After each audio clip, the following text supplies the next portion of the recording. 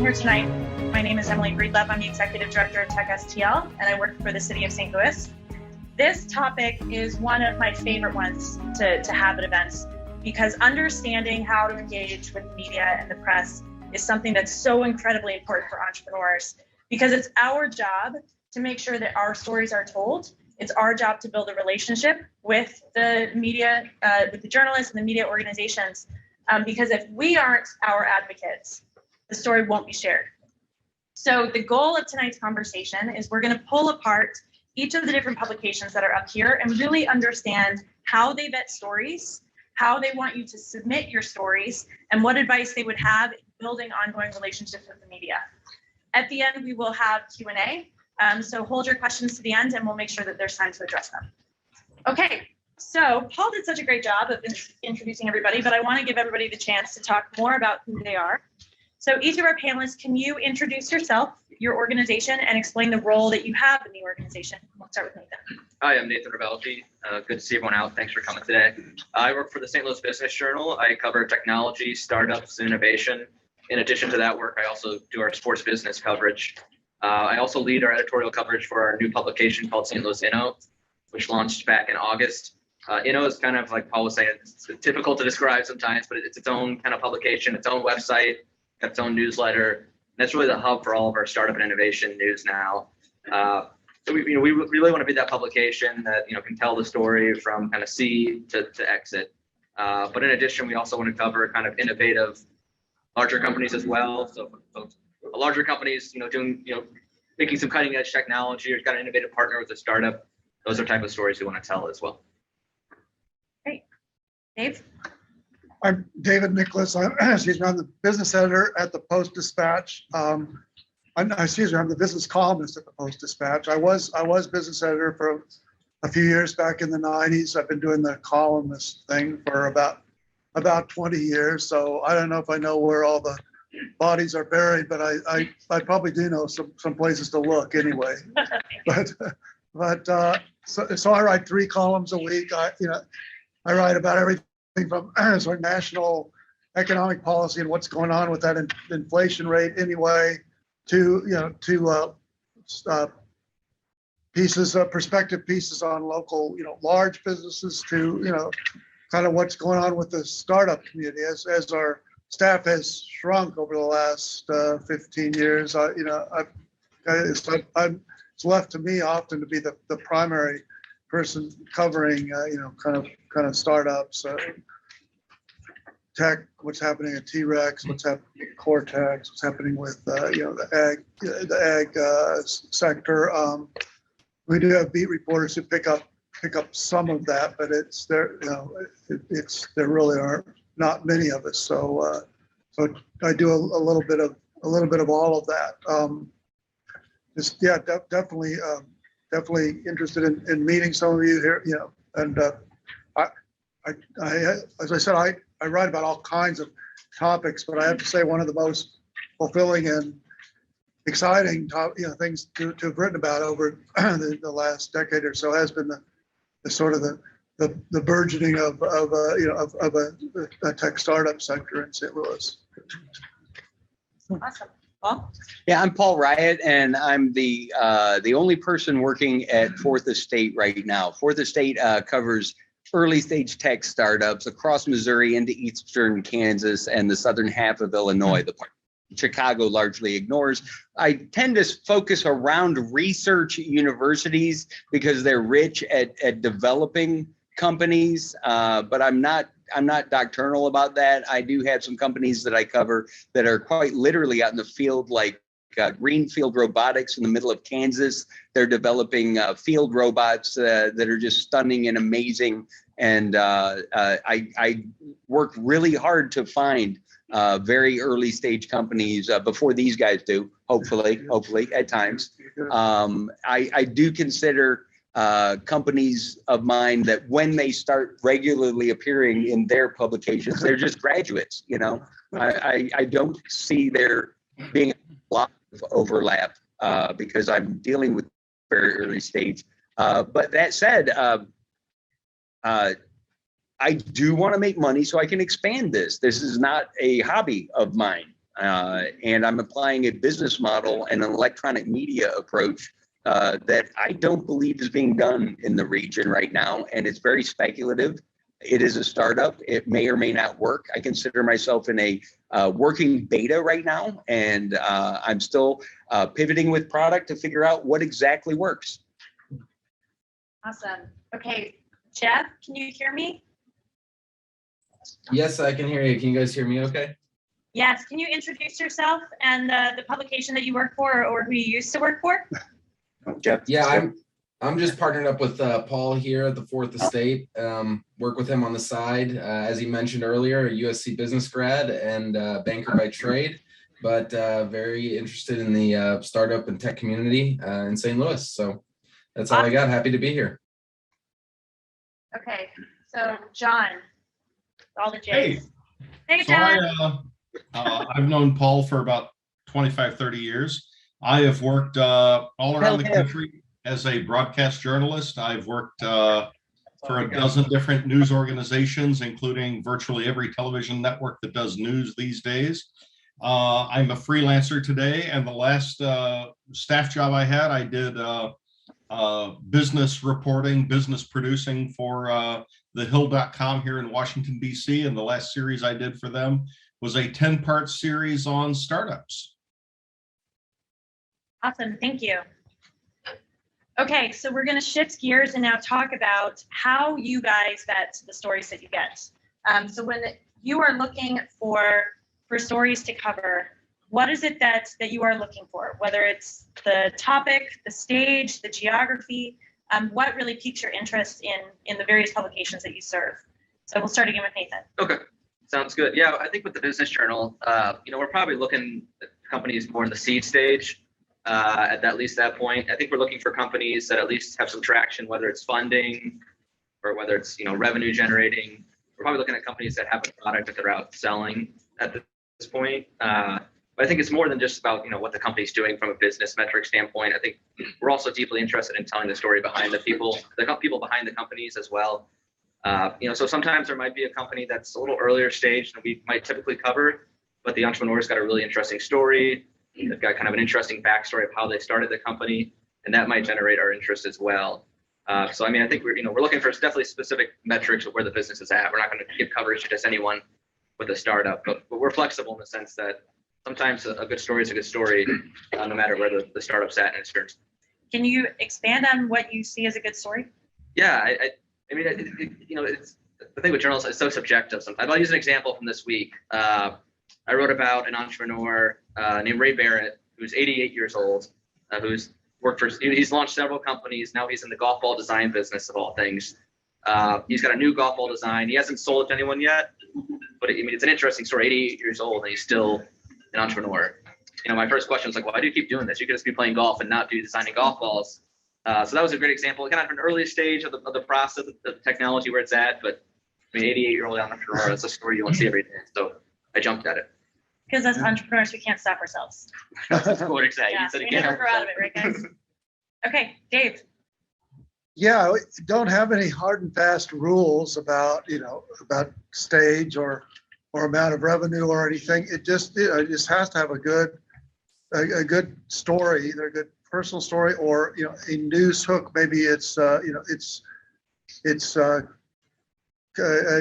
business that's particularly affected by the pandemic in some way, or tied into some other trend that that I want to write about, or sometimes it just the entrepreneur himself or herself has an interesting enough origin story that that might be a good comment. We're really just looking to tell stories, and we're not going to. Unfortunately, our staff is smaller than it used to be. We're probably not going to write about every company that gets founded here, or hires a couple employees, or raises a little bit of money. But we try to pick the ones that are working on something really interesting. So would you say that some of the hooks are tying to, like you said, some current Yeah. events, some current trends, Right. something that's also in the news that you see is immediately relevant? Yes, Okay. yes. Yeah, we call it like a news peg or, yeah, or a hook, but, yeah. Okay. Paul, what about you? I'm forever looking for companies that these guys have not found yet. I mean, if there's a litmus test, that's a prime thing for me. And it's nothing personal. It's just, if they're selling apples, I want to sell oranges, you know? And I'm trying to apply beat journalism and build the infrastructure on the back end to support when I do hire reporters, that they can easily start tracking, when do I call this company back to ask them if they have completed the thing they mentioned in the last interview that they were working on. So I'm applying a beat reporter methodology using technology to stay on top of the stories, because I've found in the news organizations that I've worked with, we work really hard to get that first story on something, and then we drop the ball in follow-up. And generally, and this is not just a business news thing, there's a first story that's attractive to the journalist, but there's probably 12 other stories down the line, and I want all of them. So I'm trying to do that. What do I cover other than that? I'm looking for anything that is an indicator of growth or growth potential. I pay attention to the Scandalaris Center's idea bounces, but I don't report on them, because in reporting on a very early stage idea, I could harm it. However, anybody who's got something that they're working on a prototype and they want to talk about it and tell me what they're doing, I don't need a working prototype to start talking about that. If they were actually putting it forth and it doesn't harm them to talk about what they're building, I'm game. But if they say they'll have it done in 6 months, they're going to get a call from me saying, is it done? And if it's not done in 6 months and another 6 months go by and it's still not done, and it's another 3 months go by and it's still not done, I take them in my ecosystem map and I put them in delisted or inactive. I never go back to edit the facts of any story. But if I see, and man, I got a tech startup, and this is not my first startup.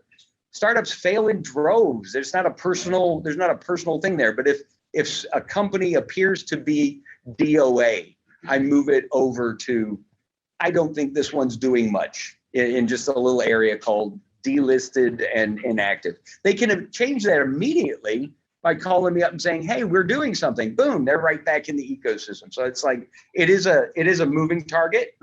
Yeah.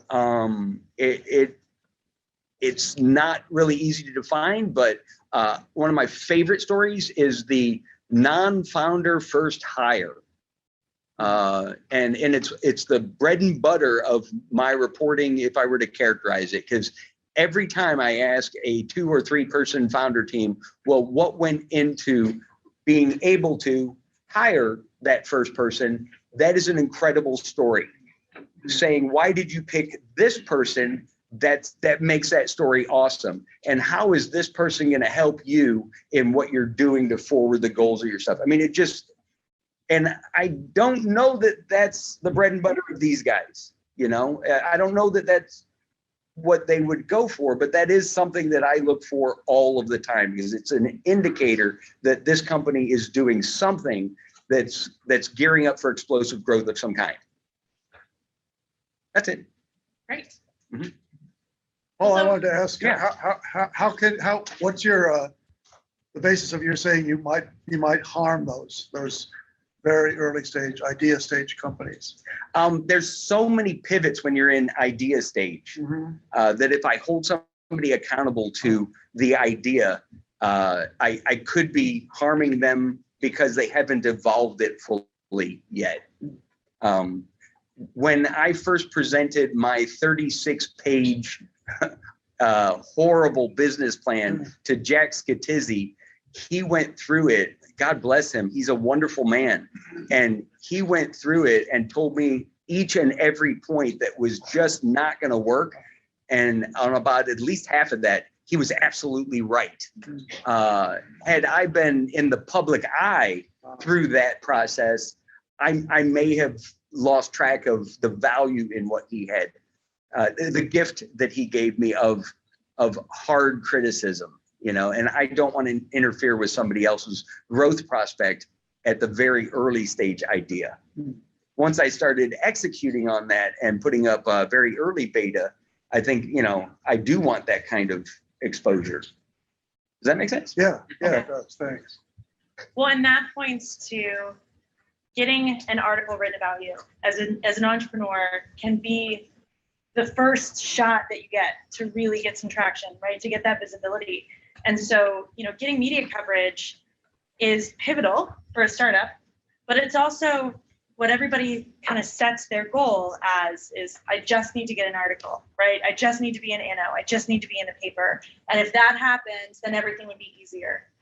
There's a lot of misconception around securing media, which often leads to a lot of mistakes being made of not knowing when is the right time and the best way to pitch and what is the right story angle. As we all know, it's very easy for the struggle to overshadow, right, the best hook. Can you guys talk a little bit about what you see as being the biggest mistakes that are made when entrepreneurs are pitching their story to you? And I'm actually going to start with John. Okay, yes. For me, my entire career has been spent in broadcasting, in television. And so for me, what I need is a visually compelling story. I need to know that you've got something that has a good visual hook. I did a story 3 or 4 years ago on a food delivery service, food prepared delivery service out of the Baltimore, Washington area about 4 years ago. Brand new startup. And they were competing with HelloFresh and all of those companies. And they had a great hook on how they did it. And so I did the story for thehill.com, and they got several investors, including a $25 million infusion. And then 3 months after the story that I did, and after they had like 28 million in infusion, they filed for bankruptcy. And so that's one of those things where you wonder if you're over promoting a company and whether or not they can live up to their own expectations. I've also done stories on tech startups, but it's the visual hook for me. It's got to be something compelling that I can showcase on camera and tell people that story, the story through the visuals, as well as whatever interviews I can get. Awesome. Thank you. All right, we'll start with Paul this time. What are some of the biggest mistakes that you see with the? Paul, your biggest fan here before in the room. We Yeah, just Jack. talked about you, Jack. Just talked about you. I hope it was kind and accurate. I was telling why I did not cover idea bounce, because at the early stage, public criticism could be bad for the evolution of the ideas. And then I talked about how you kindly waded through the 36-page horrible business plan that I had and told me why it wouldn't work, and that public exposure at that time would have been horrible for my evolution. Whereas I took at least half of what you said, put it into a context, and then, you know, anyway, you got Jack. mentioned. Yeah, welcome. Sorry. Okay. By the way, those who don't know Jack, he's friggin' awesome. The guy is an absolute pillar of Missouri's tech startup ecosystem over at MTC. So thank you for coming, Jack. Some of the mistakes that I make are the same kind of mistakes that entrepreneurs make with pitches. They get so wrapped up in the features of their product that they think that somehow that's newsworthy, you know. I came out with this new feature is just not at all interesting to me. I've launched on a new app store is a business advancement. I've updated my app to incorporate new stuff is not. I've pivoted my app to go after an entirely different audience, however, that is interesting to me, you know? So getting wrapped up, just like when they're getting trained up for pitch competitions or for any of that stuff. It's like, tell me what you're doing. Don't get in the weeds with the technology and the product. I know that's what you guys focus on all the time. I focus on my product too, but it's like, I need to be looking more at, well, what does it do for the business? And that first hire is far more newsworthy than the latest update of the product. As far as an indicator of growth, you should be updating your product. You should be correcting things based on stuff, unless it's like earth-shatteringly different that's putting you in a completely different direction. I just don't care. It's not interesting. Good for you. Also, the coming up with a story that's not really hard news, and I got to say, I'm partly to blame for this. Like, I'm using beat reporting, and I'm gonna name some names. I called Gift of Meals Andrew, who's just hired 2 personnel, and that's great.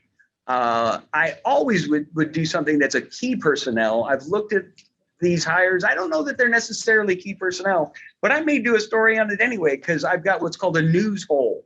The time that I have spent with this week, I haven't published a news story in over a week, which I've not failed to publish at least 6 news stories in a week since April. So my news hole is gaping right now and needs to be filled with anything. What's a news story just dropped, So my now's a good discernment. time to pitch in. I hate to say it, and man, we all suffer from this in some way or another. There are weeks where what makes a story is radically less picky than other weeks. Am I wrong, guys? Well, it depends. I It mean, depends. No. this is a weird time of the year with the holidays, no doubt. Sure. Yeah. All right, well, Dave, let's hear from you. What are some of the biggest mistakes? that you see? Biggest mistake I would say, people pitching me is not reading the publication, not reading the paper, not knowing what. If you read my column, go online and just read the last 5 or 10 things I've written, or even just skim the headlines, you'll get some idea of what of what I'm interested in, and what I'm going to write about. I'm probably not going to write about I don't know, a little credit union merger or something like that. That might somebody else on our team might write about that, but don't pitch them and not me.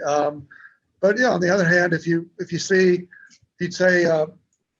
if your pitch starts out, hey, I saw you just wrote about the growth of the geospatial ecosystem in St. Louis, and I've got a company that plays in that space, and we're going to do this and this in the next couple of weeks. I'd certainly want to listen to that pitch. Awesome. Nathan? Yeah, I think I'm going to piggyback off both of these guys' comments. I mean, one, you just mentioned the guy opens up an email and says, I read your story about this and this. Yeah, like you said, yeah. understanding doing your homework, understanding what the publication covers, what we covered, what we find interesting, goes a long way.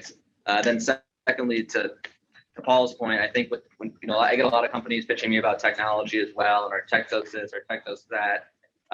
Sometimes I have no idea what it does. I'll be honest. They use jargon. Yeah. Paul was saying earlier that we could be doing something different, making a lot more money. So clearly we're not the brightest footballs in the box if we're still doing this. But so just understanding what the technology does is a huge help. And we're not trying to be rude when we ask that. It's that a lot of our readers aren't going to understand it. If I don't understand it, our readers, some random person who works in finance who might read the articles, probably not going to understand it. And so I think that's a big part. Then also, like you were saying, Paul, I think what the technology is doing. If you say we just launched a new feature, I'm probably not going to care. But if you say we just launched a new feature and it's helping Anheuser-Busch brew beer faster and better tasting, then I'm intrigued. So knowing how it's helping the end user is very helpful to me in deciphering what's a story and what's not. And I think one of the big challenges with entrepreneurs is that we think that media coverage is going to help us gain traction. But we often can't get media coverage until we've started gaining traction. Mm-hmm. And that a lot of this is finding the overlap between the work that we're doing and the impact we're having, or the way we're interacting with the community, or with our team, right? That it's got to become bigger than just our story. And I think that's one of the big challenges with entrepreneurs is we think this is getting an article is going to propel us forward into that space. But part of this is that we have to move ourselves into that space before we have a story worth sharing, right? So I think a lot of this is understanding the timing and when is a good time to talk to these guys. So let's start talking about the actual nuts and bolts of how people submit stories to you. What's the best way to do that? Whether it's through email or press release, what's your preferred way to receive a story? We'll start with Nathan. Sure. I mean, for me, it's pretty laid back. Just feel free to reach out. I always tell people, it may not be a story, but I still love hearing. It's not a story. I just love making the connection, making that initial call, hearing about what you're working on. Because, like you said, a year later, you might reach that validation, and it's worth a story. I'll use an example here. I wrote a cover story a few months back on I call him a kid. He's only a few years younger than me, but this venture capitalist who's 22 years old. His name is Felix Williams. He's a kid. He had reached out to me in April of 2020, and his email was, "Hey, I'm 20 years old. I'm a student at Northwestern. I have a venture capital firm, but I have no idea how to interact with the media. So I thought I'd shoot you an email." And we started that relationship there. We made phone calls, and it turned in a year later to a cover story. So just reaching out, not being shy. There's no need to be intimidated, I guess, is the long-winded way of saying it, the short way of saying it. Yeah, I've honestly found the best time to talk to a reporter is when I don't have a story yet. Mm-hmm. That I'm able to reach out and just say like, hey, this is what I do. I'd love to connect. And then that I'm not dogging for a story. That it's then easier when I do that that I've waited until I had something really good. And a lot of times I'll meet with just an entrepreneur for coffee, and they won't even realize they have a story. They'll say something like, "That's a story right there," or we should follow up on that next month. They don't even realize. So just those casual conversations are great to have. Yeah. Dave, how do you prefer to get story submissions? Yeah, I'd say start with an email. I mean, if you have a press release prepared, great. But if you don't worry about it. Just try to put yourself in a reporter's shoes and think about what about this is interesting. What would compel the readers of the Post-Dispatch and STL Today to pick up this story and want to read about my company. And just throw that in an email and and tell me what you got going on. I'll read it. I'll probably respond unless I get completely swamped and just it falls to the bottom of the pile that day. Like Nathan said, I'm open to meeting for coffee or something when you don't I don't think you have a story yet, but but you've got the potential to be maybe 6 months, a year down the road. I can tell you at what point it might become a story. Maybe if you're just launching your product and you tell me you might be raising some capital 6 months down the road. I say, well, let's wait and see if you have a little traction with the product, see if you're successful with that fundraise, and then then it might rise to the level of coverage. I really like LinkedIn private message, and I've got I don't know if everyone's got this, but I've got a voice app that looks like a phone on here for talking, and it has a recording called voicemail. Fucking love that. I like that a lot. Do you like phone calls? Yeah, phones. Phones. I like the phone feature of that computer. And not for the texting part so much, because I type really well, but not so much with two fingers. But LinkedIn is a good one. I also want to say there's a concept of embargo that all of us generally agree to. If you know that you're doing something, but you want to put out a press release on it, and you know that it's coming up, if you call me and let me know what's going on and say under condition of embargo for I'll let you have an interview, you're doing me a great favor. I can have the story mostly written. And I will agree to not publish it until the date of that stuff. And I can't speak for my colleagues here, but I've worked at a lot of places that do that. And it allows me to put out a much better story concurrent with the release of your press release, so that I can actually put some effort. If I find out about something that I have to move on by a press release, because I'm electronic media, I have the ability to move significantly faster, but I also have the onus of moving really fast on it. And it will be slapdash and bad, but it's going to be fast. So, it's. Can I add something? Sure, please. When you're talking about embargoes, but in terms of sending out press release, one of my pet peeves is when a company sends out a press release and then you ask for an interview and no one's available that day. Oh, yeah. Yeah, You got the press release. Yes. that's a big no-no. Yeah. Okay, like Tony Weish is in here and Jennifer, and they're excellent PR people who understand how we work. And there may be others that I just don't know by sight, but many PR people frequently put out press releases, and we immediately call and say, I want an interview. And it's like, oh, can we do that next Tuesday? And Yeah. I'm like, no, Oh, you said this to my competition and to me, and yeah. I have to publish on this in 10 minutes. They may have an hour or two, I don't know, but not a day. It's news, it's not olds. So Yeah.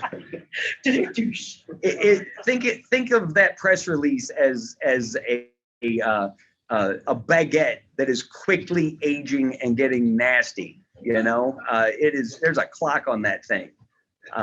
So it's like, we do our job better with good communication. I know Tony did a fantastic job with that geo thing that we were doing.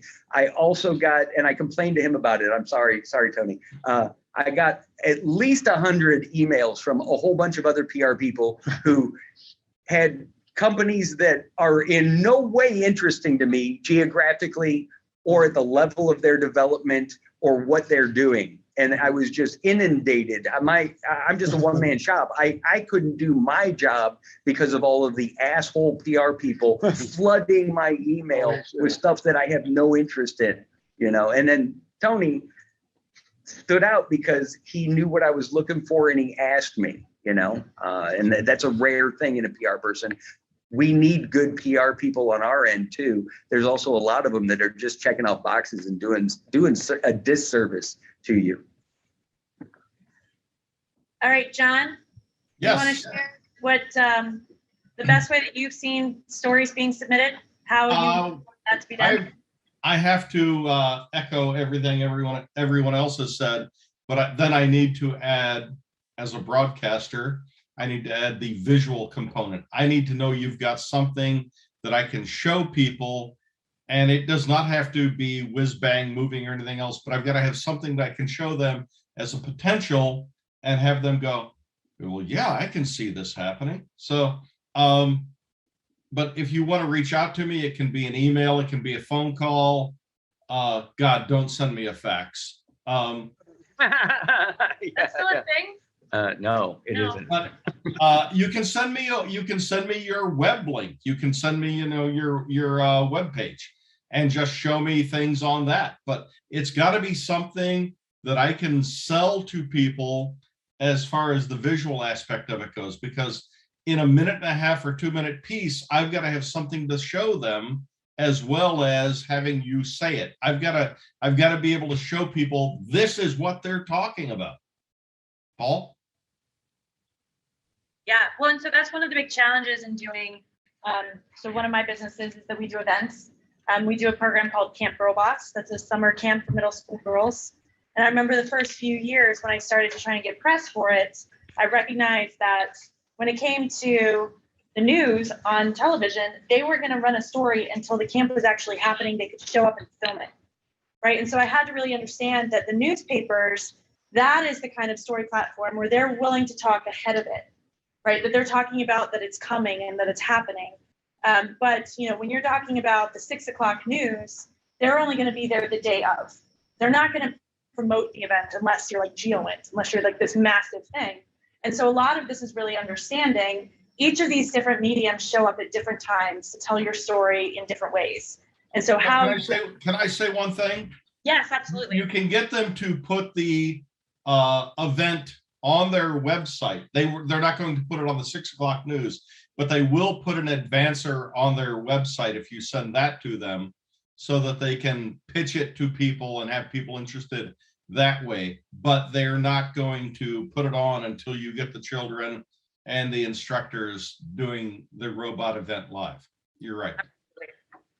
Okay, so now we're going to talk about the dreaded press release, right? The piece that we all have to have at some point. It can be cumbersome, it can be intimidating. Talk to me about what it is that you're looking for in a press release, how you want it written, how you want it delivered, what are some deal breakers when it comes to that. So how do you guys prefer receiving press releases? We'll start with Paul.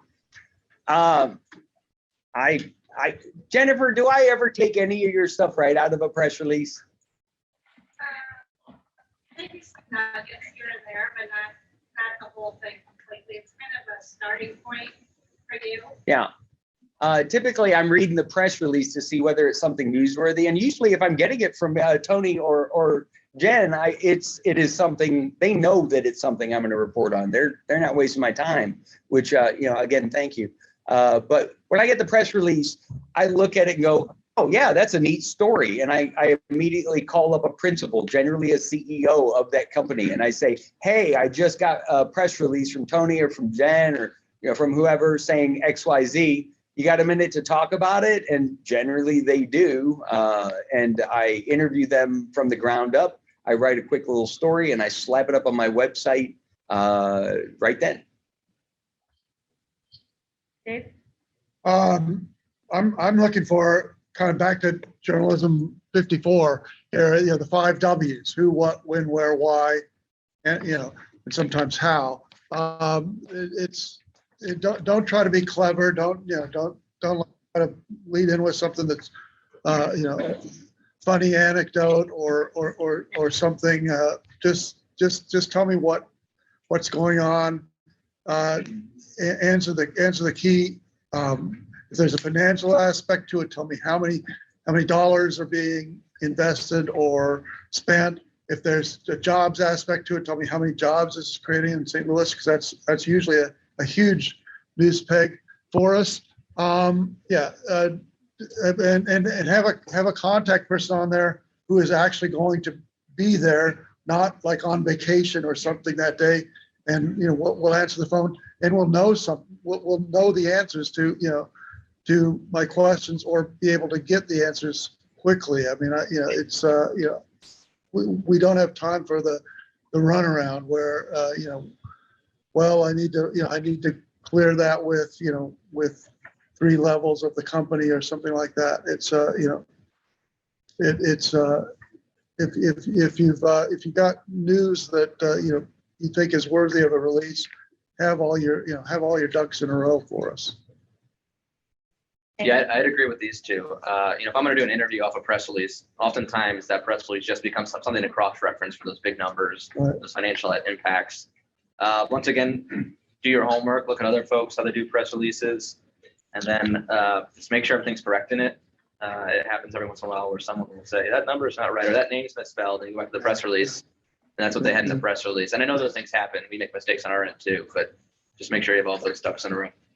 Can I throw in social media on this? If your founder says anything on social media, that's a press release. I could write a whole story on a founder. I really pissed off the CEO of Archeos last summer because I quoted him accurately on what he said on a post in social media.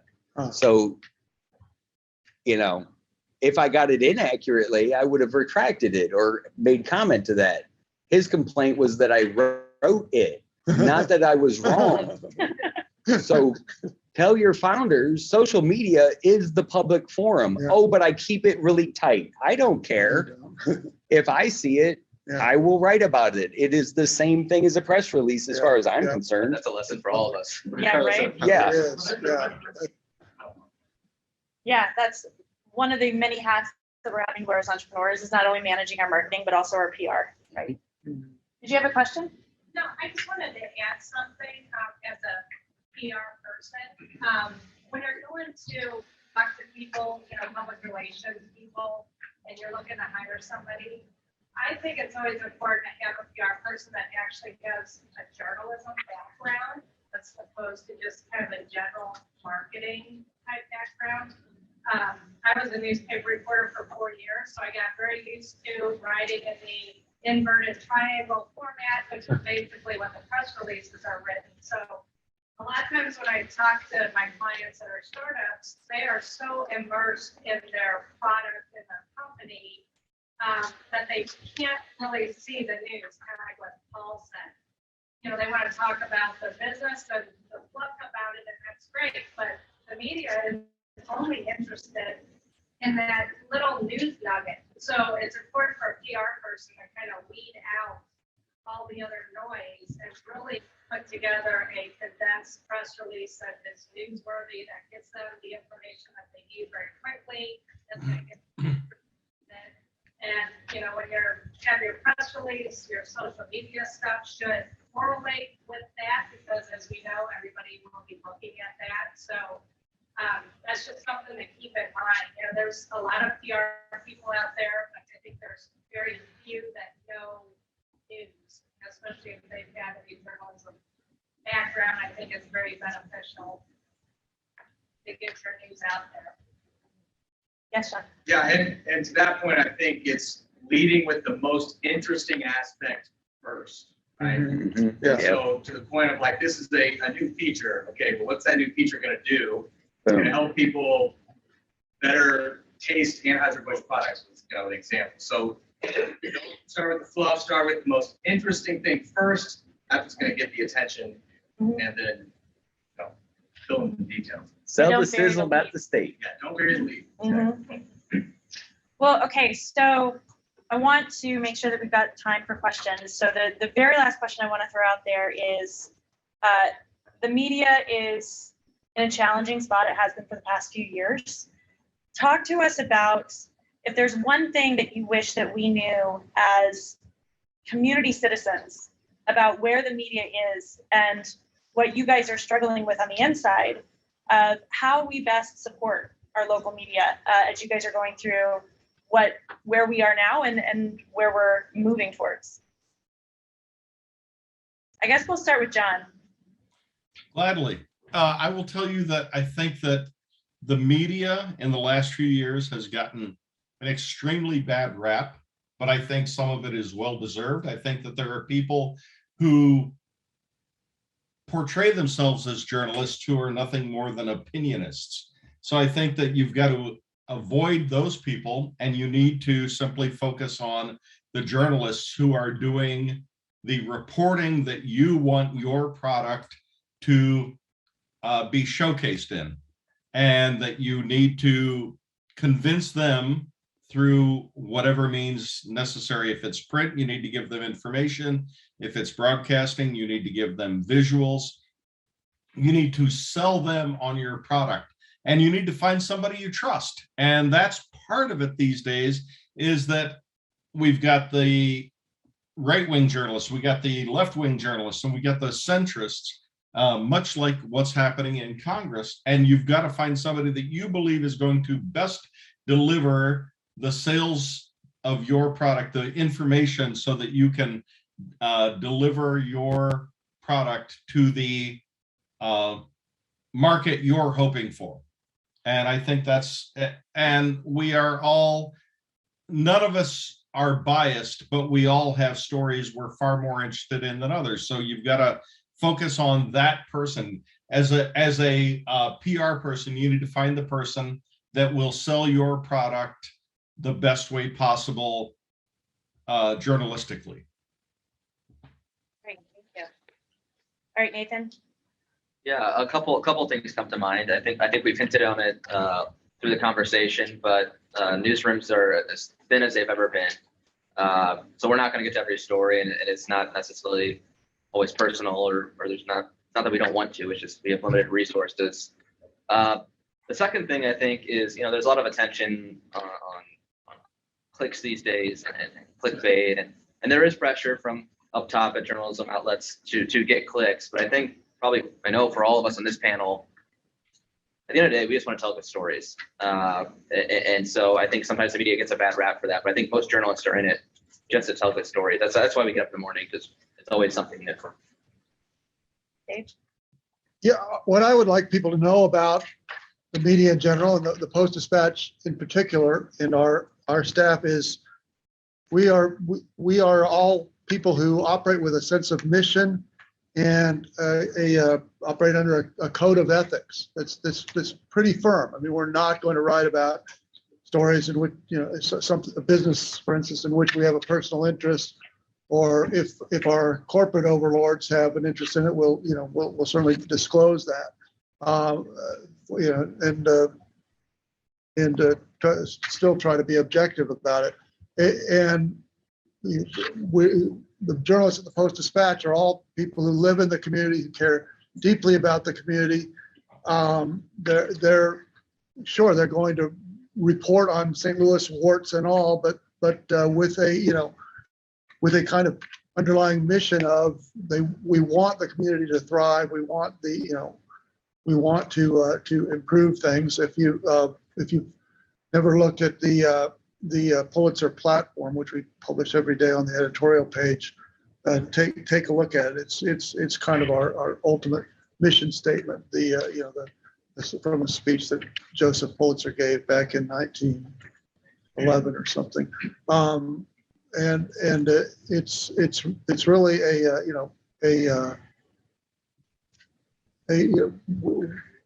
we get the press gets a bad rap for being biased, but I don't think as community journalists we go in with a bias, left, right, or center. We just go in with a bias that hey, things should be better, should be as good as they can be in St. Louis, and what light can we shine on ways that either people are not living up to the standards, or in ways in which people, including entrepreneurs, are working to make things better.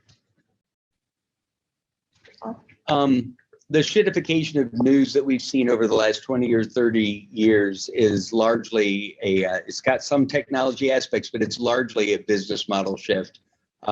Street newspapers in particular, like the Post-Dispatch, gave up their regional monopoly and lock and entered into an online environment where they're competing for ad dollars with TikTok creators and yoga pants instructors and everything. Or Google and Facebook. Or Google and Facebook.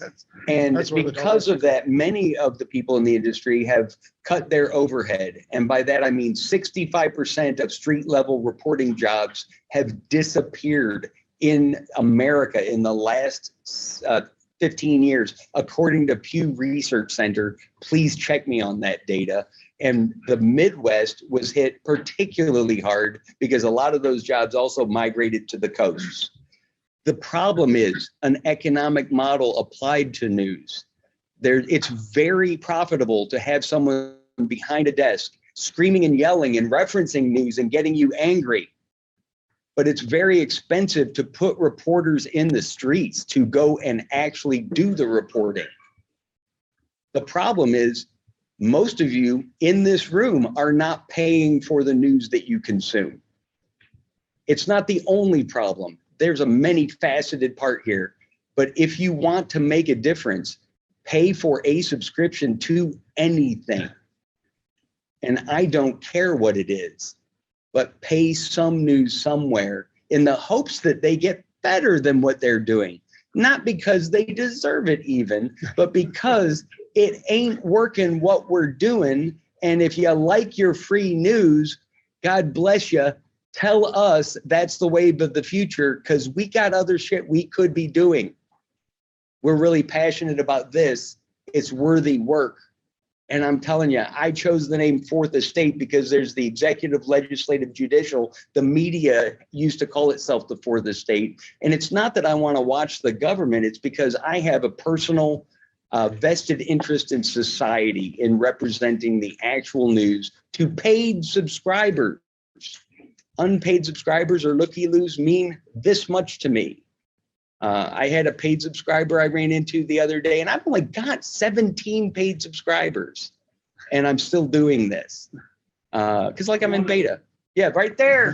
Hey, right there. Thank you. Mine too. Yeah. Two in this room. Two in this room. But I'm betting that people are so sick of not these guys. These are not the enemy, man. It's the fact that there's not 20 of him competing against me and 18 of him, and because he's got a few people more. The problem is an economic model that's not supporting street level reporters, and I'm sick and tired of it. I think tech startups are largely lost in the mix. I think there's a tremendous opportunity for me, or I wouldn't be busting my ass and putting all of my time and all of my money into making this thing work. And I'm going to do it because I think there's a lot of people like these people who are just friggin' sick of screaming and yelling. And if it doesn't work, I'll go and start a YouTube or TikTok channel doing yoga pants because I can sure as hell make money with that. Yeah. So you're saying if it's free, it's a low quality? I'm saying that if it's free, you are the product. Yeah. You are being manipulated in some way to be sold to other people, and that whatever they have to do to get you to click, they're going to do. So it's really not what we're looking for when we're looking for news. It depends. Do you like yoga pants? Do you like being angry? Because there's a lot of stuff that get you real pissed off. There's a study out of the University of Florida by a graduate student that was done in 2010 that looked at what does influence people to watch more news. It was an incredible study. And the number one with a bullet is they are afraid. So if you look at your media and say, am I getting a stream of stuff that makes me afraid and angry, and you're not paying for it? Mm-hmm. Do you think you're being manipulated to watch more of that crap? That's the reason why I don't watch. Good. Yeah. But opting out's just part of the solution. Mhm. Opting out is a partial solution. And I'm saying the way that you can fundamentally change things, and it is aggregate, is go subscribe to anyone. The St. Louis American is a fantastic for subscription African-American newspaper that nobody who is not Black in St. Louis knows about at all. But I used to be the editor of Kansas City Hispanic News. We used to copy off the St. Louis American all the time. It is a national gem. Look, I got a business. I want to do well. But if the St. Louis American dies, that is a crying shame. And I'm telling you, that paper, go buy a subscription to them. Go buy a subscription to these guys. Go buy a subscription to anybody. But the not buying the subscription is not working. All right, we got a question over here. Sorry, I get on a soapbox. I'm sorry.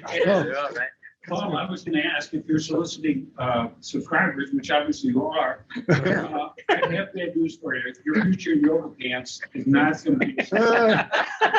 But how much does it cost to subscribe to your publication? And we would like to hear a pitch from your two panelists. Yes, let's start with them because they're wonderful. We're running specials all the time. If you watch, kind of watch our social media or our website, you'll see ads pop up for $6 for 6 months or something like that. And we're making a real push on digital subscriptions, realizing that we still make a lot of money on the printed product, but we're realizing that not everybody wants that, and we're putting some of our content, including like my Sunday columns, behind a paywall, hoping that it will, it's worth people to pay something. And if you do that $6 for 6 months and you like what you read, we're betting that you'll re-up at a more of a full price.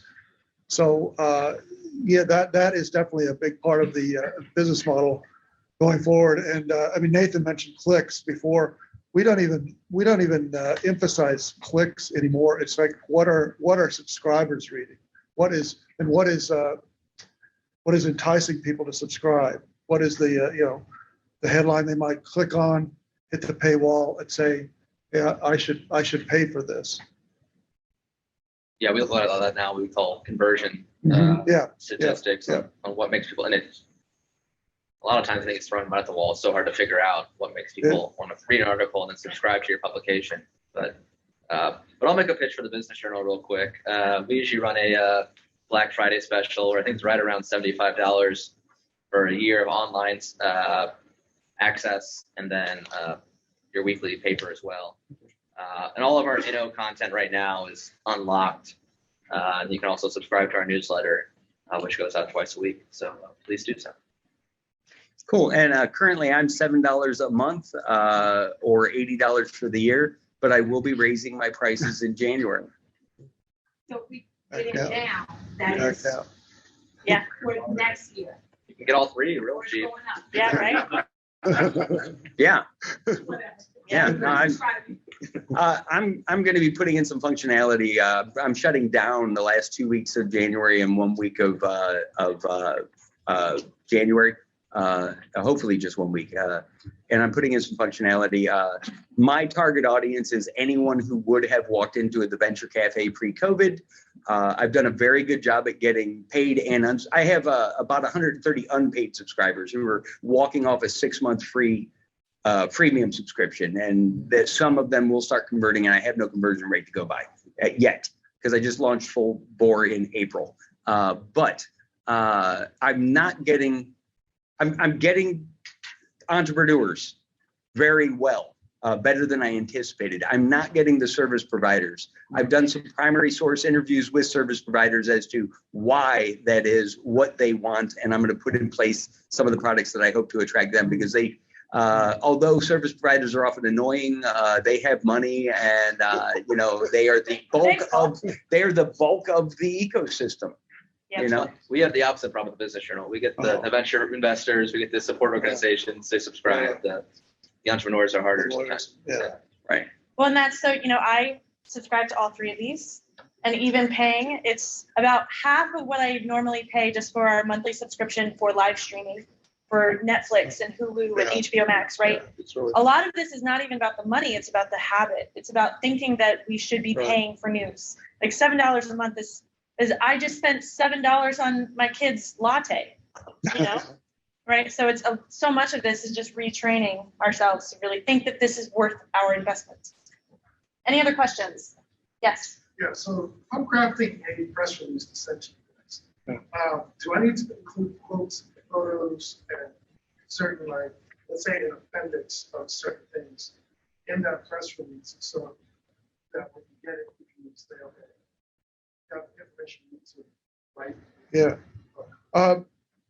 Yeah, I mean, some quotes are helpful if they're really, kind of to the point, or if they really add something. I mean, a lot of times we get a press release that's, most of it is just, like a quote from the CEO, a quote from a company they're partnering with, a quote from their investment banker, a quote from, an investor. Just a bunch of things. I think the PR person was writing it to please all of those constituencies, within the company, rather than writing it for the reporter who's maybe going to write about this. So, I mean, some quotes are helpful, but don't think you got to overdo it.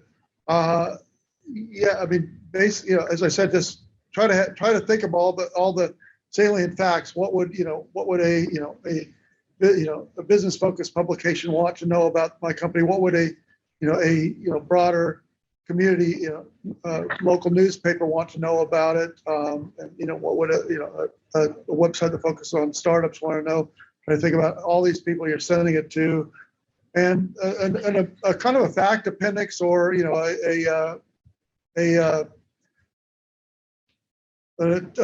something that's maybe a timeline that would help us. So, like when you were founded, when you launched your product, how many employees you have in St. Louis, those kind of facts. An appendix isn't a bad idea. That would make it quick and easy for us to digest.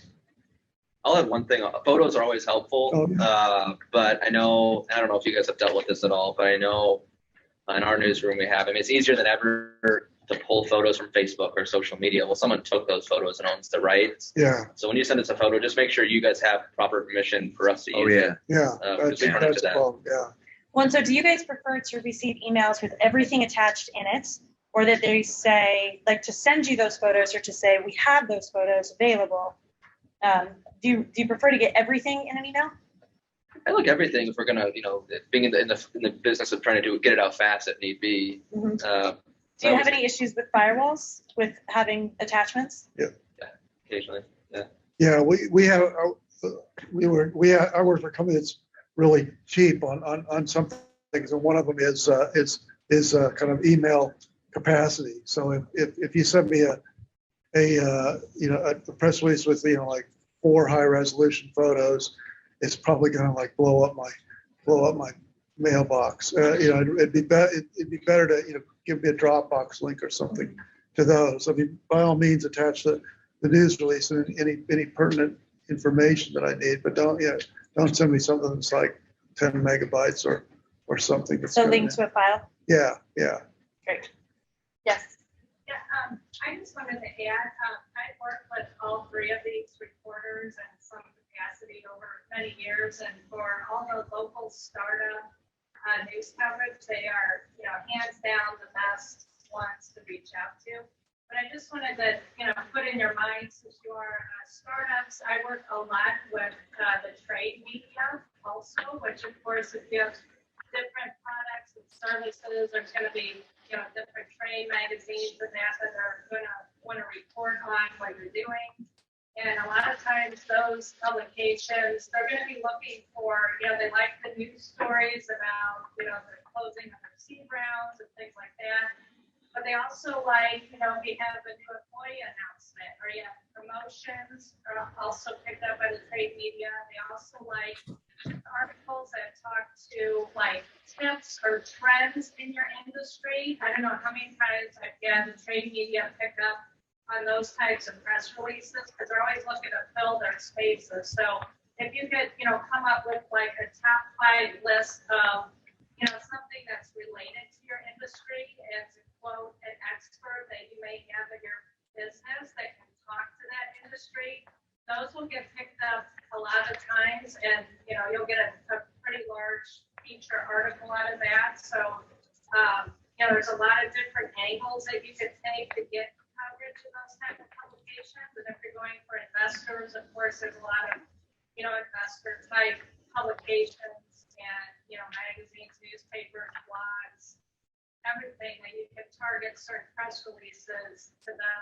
as well. So that's getting the local coverage paired with the national trade media is and then you have those trade media articles that you can post on your social media, and those are going to lend credibility to your business. So all of that working together to get publicity locally and nationally is always very beneficial to your startup. So you want to try and find the hook based upon the community that you're appealing to?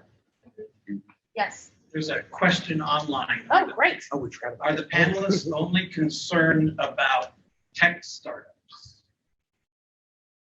I cover sports business as well, in addition to my tech startup. But I guess what's the question, please?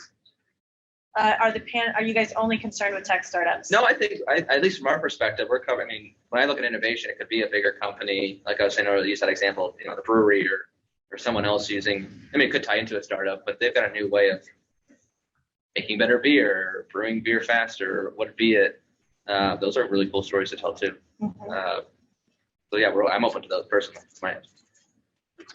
No, when I write about startups, it could be in any in any business, and and my colleagues who for instance Austin, who's our retail reporter, if there's a retail startup in St. Louis, he probably wants to know about that.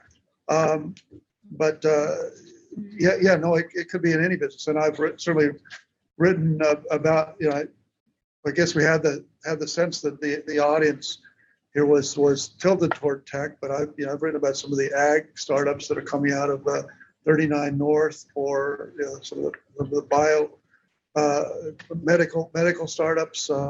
It's and it could be an interesting something new in retail or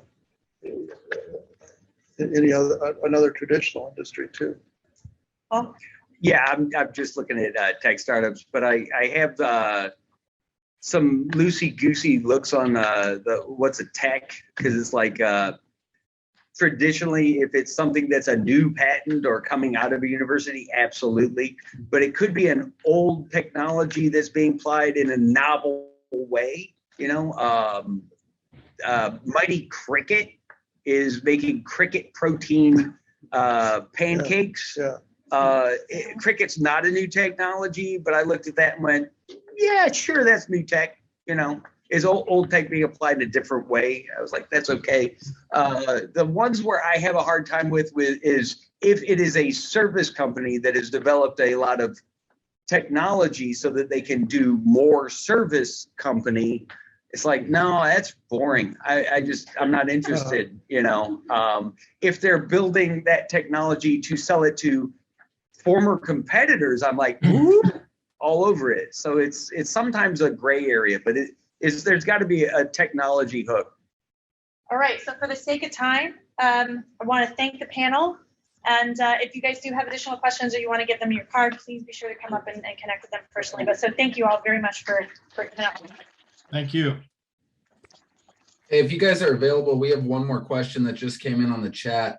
It says, a new generation of founders value media publications, but one criticism they have is that an article can be a one-hit wonder.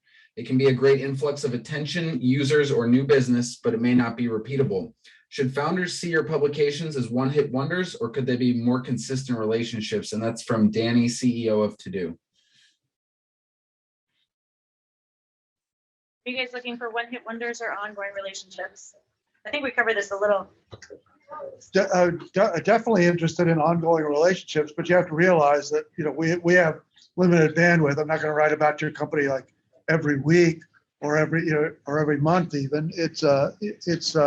But I am interested in I don't know, a company like Nerdy, which I probably wrote about 5 or 6 years ago, maybe when they were just getting going, and several times over the years, I've followed up with them, or they've sent me a pitch that was seemed like it was an interesting update. So I'd write another column on it, and then they go public this year, and it's really big news.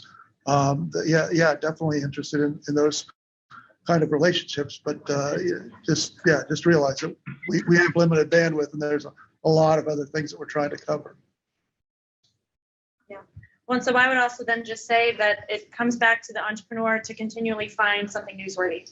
I can answer that. Hey, Danny, congratulations on winning $500 the other day at the OPO Startups Pitch Competition. I've enjoyed reporting on your very early stage company and look forward to doing the next story very soon. All right. Well, thank you guys all so much for coming out tonight. Feel free to connect with our panelists.